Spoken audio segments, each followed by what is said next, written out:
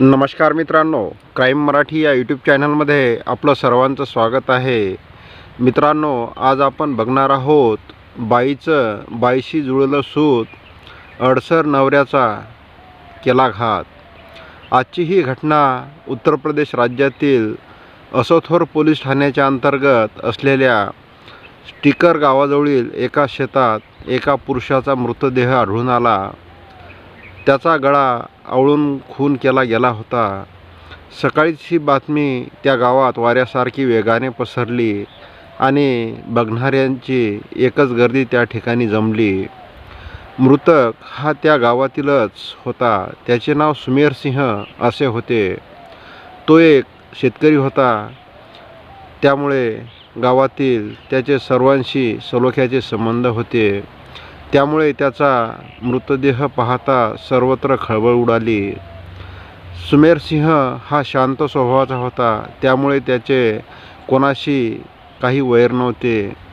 नागरिकांनी लगेच ही बातमी असोथर पोलीस स्टेशनला कळविली. लगेचच पोलिसांनी घटनास्थळी धाव घेत पोलिसांनी तपासाला सुरुवात केली. पोलिसांनी तपास केला असता सुमेर सिंह यांचे कुणाशीही वैर नव्हते. त्यामुळे त्याचा खून कोणी व कशासाठी करेल याचे गूढ पोलिसांसमोर होते.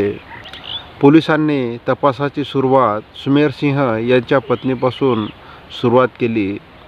सुमेर सिंह यांची पत्नी रेणू देवी हिला पोलिसांनी तिच्यावर लक्ष केंद्रित केले आणि तपासाचा एक एक धागा उलगडत गेला. रेणू देवी ही काही गुन्हेगारी प्रवृत्तीची स्त्री नव्हती.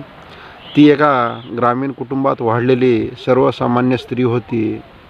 लग्नानंतर रेणू देवीने आपले कुटुंब, पती आणि घरातील सर्व जबाबदाऱ्या स्वीकारल्या होत्या. पण तिच्या आत एक रिकामी जागा होती. तिचे ऐकून घेणारा कोणी नाही, समजून घेणारा कोणी नाही अशी तिची भावना होती. आणि हीच तिची मानसिक पोकळी भरून काढली ती तिची मैत्रीण मालती देवी हिने. मालती हिचा तिच्या आयुष्यात प्रवेश झाला तेव्हा रेणूला पहिल्यांदाच आपण महत्त्वाचं आहोत असं तिच्या मनाला वाटलं. मालतीचं आयुष्यही फार काही चांगलं चाललेलं नव्हतं. मालतीची 3 लग्न झाली होती, पण तिने 3ही नवरे सोडले होते. ती त्या गावामध्ये एकटीच राहत होती. रेणूमध्ये तिला आपल्या जीवाभावाची सखी भेटली होती. दोघींची ओळख झाली, भेटीगाठी होऊ लागल्या. दोघी बायाच असल्याने कोणाला काही संशय येण्यासारखी स्थिती नव्हती. आपल्या मनातले सगळे सुखदुःख त्या एकमेकीला सांगत होत्या. त्यामुळे त्यांचे मन हलके होत होते आणि त्यांना वाटायचे की आपलंही कोणीतरी या जगामध्ये आहे. आणि मग त्या दोघी एकमेकीला म्हणायच्या की एक बाईच दुसऱ्या बाईचं सुख दुःख समजून घेऊ शकते. दोघीलाही एकमेकीचा आधार वाटत होता. त्या दोघींमधील मैत्री इतकी वाढत गेली की त्या दोघीला एकमेकीशिवाय करमत नव्हते. दोघी एकांतात बोलताना मालती ही रेणूच्या हातात हात घेऊन बोलत असे, तर कधीकधी तिच्या अंगावरून हात फिरवत असे. रेणूला या स्पर्शात प्रेम जाणवू लागले होते. एकमेकींचा हातात हात घेणे, मिठी मारणे आता नेहमीचेच झाले होते. कधीकधी मालती हे रेणूच्या गालाचे चुंबन घेऊ लागले. तिलाही ते आवडत असे. एक दिवस मालतीने रेणूच्या ओठाला ओठ लावून दीर्घ चुंबन घेतले. मालतीने आपली जीभ रेणूच्या तोंडात अशी काही फिरवत होती की रेणू ही आपलं देहभान विसरून गेली. हे सुख तिला पतीसोबत संसार करताना एकदाही मिळाले नव्हते. मिठीत घेऊन चुंबन घेणे रोजचे झाले होते. हे कृत्य कोणत्या थराला जाणार याची त्या दोघींनाही कल्पना नव्हती.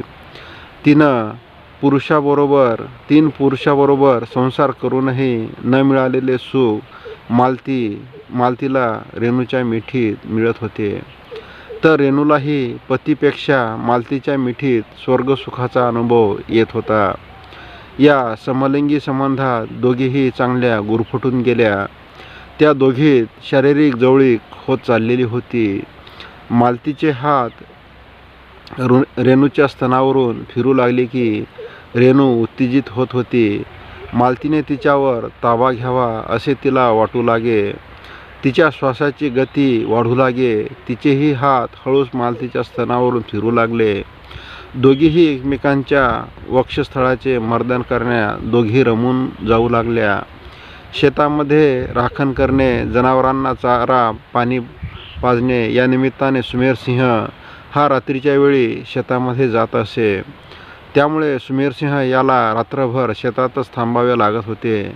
त्यावेळी सोबतीला म्हणून रेणू मालतीला आपल्या घरी बोलावू लागली. यामध्ये काही गैर आहे असे तिचा पती सुमेरसिंह याला वाटत नव्हते. आपल्या बायकोच्या सोबतीला कोणीतरी बाई आहे असे समजून तो निवांतपणे शेतामध्ये राहत होता. पण इकडे रात्रभर दोघींचा वेगळाच खेळ सुरू झाला होता. या दोघी रात्रीच्या निवांत वेळी मालती आणि रेणू यांच्यात प्रणय रंगू लागला. दोघीही विवस्त्र होऊन एकमेकीच्या कमनीय देहांचा आनंद घेत होत्या. त्यामध्ये त्या दोघींना विलक्षण आनंद येत होता.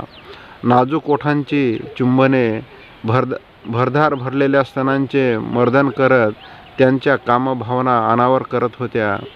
त्यांच्या या समलिंगी शरीर संबंधाचा जोर वाढतच चालला होता.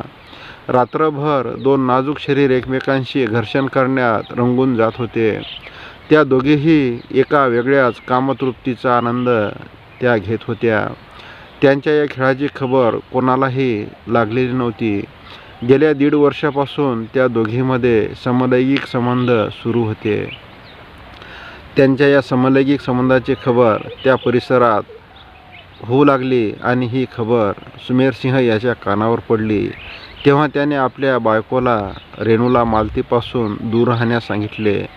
रेणूने ही माहिती आपली मैत्रीण मालतीला सांगितली आणि तिने सांगितले की माझा नवरा हा तुझ्यापासून दूर राहण्यास सांगत आहे. त्यावर त्या दोघींनी विचार केला की आपण एकमेकीशिवाय जगू शकत नाही. आपण असे केले तर, तुझ्या नवऱ्याला संपवले तर आपल्या दोघींमध्ये कोणीही अडसर येणार नाही आणि आपले जे संबंध आहेत हे पहिल्यासारखे चालू राहतील. यावर त्या दोघींचे एकमत झाले आणि आपल्या नवऱ्याला कसे संपवायचे याचा विचार ते करत होते. मालतीने आपल्या ओळखीतील जितेंद्र गुप्ता या गुन्हेगारी पार्श्वभूमी असलेल्या व्यक्तीला सुमेरसिंह याला ठार मारण्याची सुपारी दिली. त्यानंतर सुमेरसिंह हा नेहमीप्रमाणे घराबाहेर पडला. तो अरहरच्या शेताजवळ जाताच तेथे दबा धरून बसलेला जितेंद्र गुप्ता हा त्या ठिकाणी बसलेला होता. सुमेरसिंह तेथे पोहोचताच त्याने त्याच्यावर झडप घातली आणि त्यांच्यामध्ये झटापट सुरू झाली. त्या सुमेरसिंह याने त्याचा गळा दोरीने आवळून धरला आणि तो मृत झाल्याची खात्री होताच त्याने तो मृतदेह तिथेच टाकून देत त्याने अंधाराचा फायदा घेत तिथून तो फरार झाला. आणि त्यानंतर त्याचा मृतदेह सापडला आणि संपूर्ण गाव हादरून गेले. पोलिसांनी तांत्रिक पुरावे, कॉल डिटेल्स आणि चौकशी यांच्या आधारे एक धागा जोडत अखेर सत्य उघड केले. रेणूदेवी व मालतीदेवी या दोघींना पोलिसांनी ताब्यात घेत त्यांची कसून चौकशी केली असता हे सत्य समोर उघड झाले. यामध्ये पोलिसांनी त्यांच्यावर विविध कलमानुसार गुन्हे दाखल करत पोलिसांनी त्यांना अटक केली आहे व पुढील तपास पोलीस प्रशासन करीत आहे. मित्रांनो, तुम्हाला हा भाग कसा वाटला याबाबत आपण कमेंट करावे. तसेच क्राईम मराठी या यूट्यूब चॅनलला सबस्क्राईब करावे. पुन्हा भेटूया उद्या सायंकाळी 7 वाजता. धन्यवाद. जय महाराष्ट्र. धन्यवाद.